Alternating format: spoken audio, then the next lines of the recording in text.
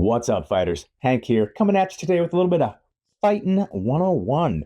And I'm going to be going over angles, distance, and range. Starting out with distance. So distance is generally going to be measured by the center line, and that's just how far you and your opponent are away from each other. Distance has a strong relationship with time, meaning that the further you are away from each other, the slower things are going to happen. You can kind of be a little bit more relaxed and rest a bit. But once you get up close, things are going to happen much more fast. Everything's going to be moving more quickly, and so you need to be ready to act. Next, we have range. Range is how far a technique can effectively travel in a tempo. When speaking about range generally, we're often referring to kind of the longest effective technique somebody can throw at us and kind of that furthest range that they can threaten us at.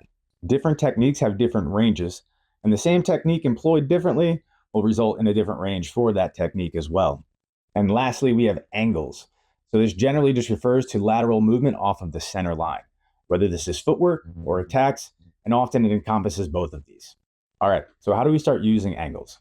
Well, to use angles, we need to start with distance management. Distance management is effectively managing the difference in the range of your opponent and your attacks. Often, you're going to manage the distance through footwork and threats of your own.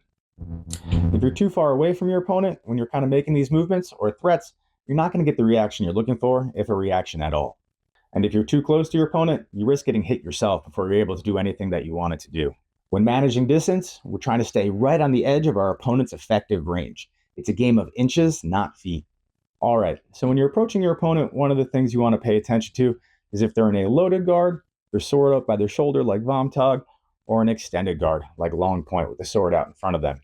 If they're in a loaded guard like Vomtag, they can step with their strikes, they'll cover more distance, that kind of threat range is going to be longer. If they're already in an extended guard, like Long Point, they're going to be keeping you further away. You have to cover more distance.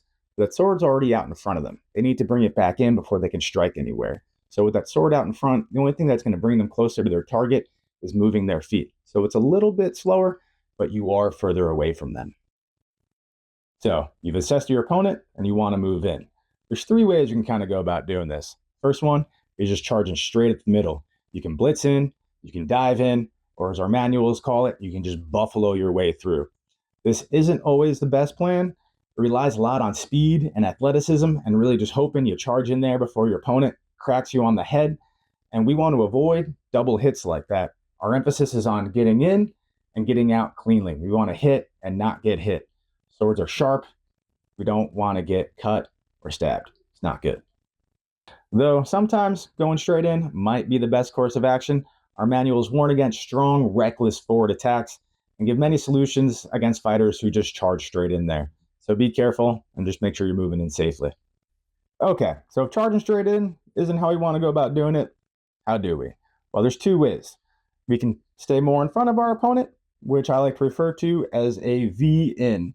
So as we're approaching our opponent, we move offline a little bit, and then we're going to step across and then come back out, remaining mostly in front of our opponent. Or we can try to angle to the outside, what I like to call a Y out.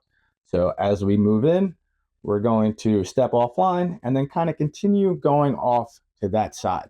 So we're working our way around our opponent. We're working more of that angle. An example of a V-in would be if you approached, Zorn, thrust, and then zwerk to the other side and backed out, remaining pretty much squared up to your opponent. For a Y out, that's more as if you kind of zorned in and then wound up with a volta and stepped to the outside, working your way around your opponent. Another thing to note is that when you're approaching somebody in kind of these loaded guards, especially a Vomtag, if you go straight up the middle, you're going to be entering kind of their power zone where that strike's going to have its maximal force.